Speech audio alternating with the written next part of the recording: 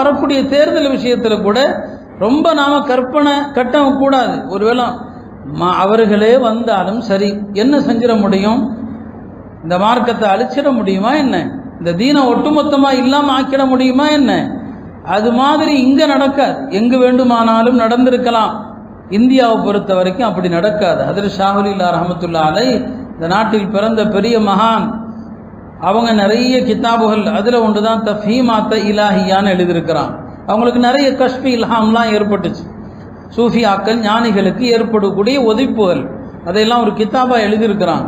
அவங்க மதீனால இருந்தப்போ அவங்களுக்கு ஏற்பட்ட அல்லாஹ்வுடைய புறத்திலிருந்து ஏற்பட்ட ஒதிப்புகள், பல்வேறு நிலைகளில் அவங்களுக்கு ஏற்பட்டதை கிதாபா எழுதியிருக்கிறாங்க.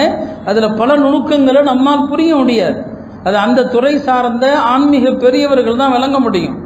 அதுல இந்தியாவை பத்தி அவங்க சொல்லியிருக்கிறாங்க. ஒரு காலம் வரும் இந்த நாட்டில், அவங்க வாழ்ந்த காலத்தில் முகல் பேரரசு கடைசி காலகட்டம், வீழ்ச்சியை நோக்கி போய் கொண்டிருக்கிற காலகட்டம்.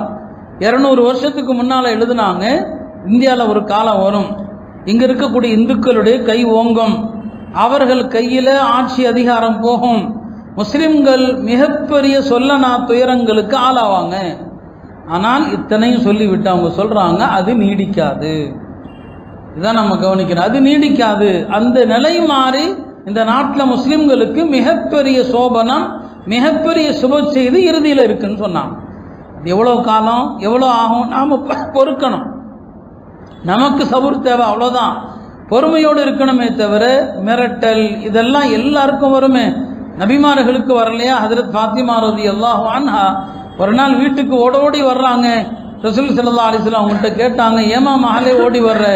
சொன்னாங்க, நான் எப்படி சந்தோஷமா வர முடியும்? மக்கால அபூ ஜஹல் இன்னார் எல்லாம் உங்களை கொலை செய்வதாக பேசிக் கொண்டிருக்கிறாங்க அப்படின்னு சொன்னான். பெருமானாருக்கு கொலை மிரட்டல் அல்லாஹ்வே சொல்றான், லியுஸ்பிது கவ் யக்துலு கவ் யுக்ரிஜு, ஒன்று உங்களை சிறைப்படுத்தணும், அல்லது இந்த ஊரை விட்டு உங்களை வெளியாக்கணும், அல்லது உங்களை கொல்லணும். இந்த மூணை பத்தி பேசிட்டு இருக்கிறாங்கன்னு அல்லாஹ் குர்ஆன்ல சொன்னான்.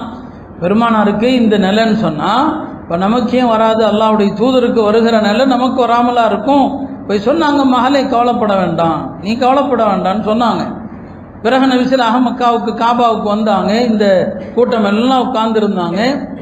யாரெல்லாம் பேசிட்டு இருந்தாங்களோ அவங்கெல்லாம் நபி ஸல்லல்லாஹு அலைஹி வஸல்லம் ஒரு மண் எடுத்து ஷாஹத்தில் உஜூ, இந்த முகங்கள் இழிவடையட்டுன்னு சொல்லி தூக்கி போட்டாங்க. அன்னைக்கு அந்த மண் யார் கண்ணில் எல்லாம் விழுந்ததோ அவங்க அத்தனை வெறும் பதிரில் கொல்லப்பட்டாங்க. மோசமா சூழ்ச்சி பண்ணாங்க தான். சில நேரங்களில் அநீதியாளர்களுக்கு எதிராக துவா செய்யலாமா கூடாதா? பேர் சொல்லி துவா செய்யலாமா? அநியாயக்காரர்களுக்கு அழிவு அப்படின்னு துவா செய்யலாம். பேர் சொல்லலாமா? இன்னார் இன்னார் இன்னார் என்று. சில பேர் விஷயத்துல இவன் இதுக்கு மேல முஸ்லீமாக வாய்ப்பில்லை அப்படிங்கிற நிலைமை வந்துட்டா துவா கேட்கலாம். அல்லாஹ்வுடைய தூதரும் கேட்டாங்க, அல்லாஹும்ம அலைக பி அபீ ஜஹல், யா அல்லாஹ் அபூ ஜஹலை தண்டிப்பாயாக. அல்லாஹும்ம அலைக பி உத்பா, உத்பாவை தண்டிப்பாயாக. அல்லாஹும்ம அலைக பி ஷைபா, அலைக பி உமையான்னு சொன்னாங்க. யார் பேரெல்லாம் சொன்னாங்களோ அத்தனை பேரும் பதிரில் இழிவா கிணத்துல தூக்கி எறியப்பட்டாங்க. மிரட்டல் வரலாம், சிறைபிடிக்கப்படலாம், நாட்டை விட்டு துரத்தப்படலாம். இதெல்லாம் அல்லாஹ்வுடைய தூதருக்கு ஏற்பட்ட நிலைகள் தான்.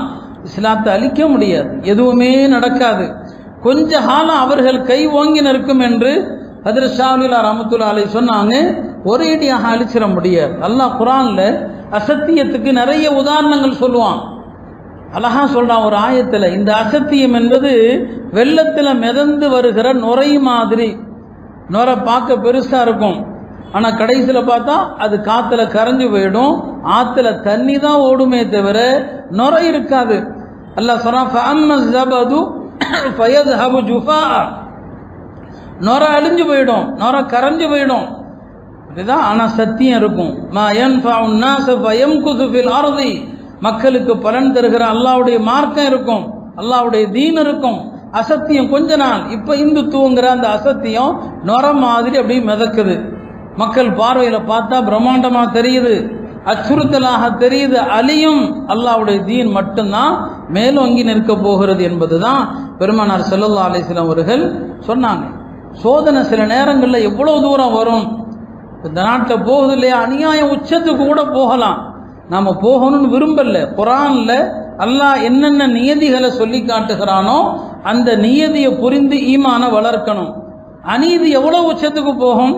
ஒரு ஆயத்தில் அல்லாஹ் சொல்லுவான், சூரா யூசுஃபுடைய கடைசி வசனம் அது, ஹத்தா இதஸ்தைஅஸர் ருசுல் வظنوا أنهم قد كذبوا جاءهم نصرنا فنجي من نشاء ولا يرد بأسنا عن القوم المجرمين. நபிமார்களுக்கு ஒரு கட்டத்தில் சோதனை இவ்வளவு தூரம் போயிடும்.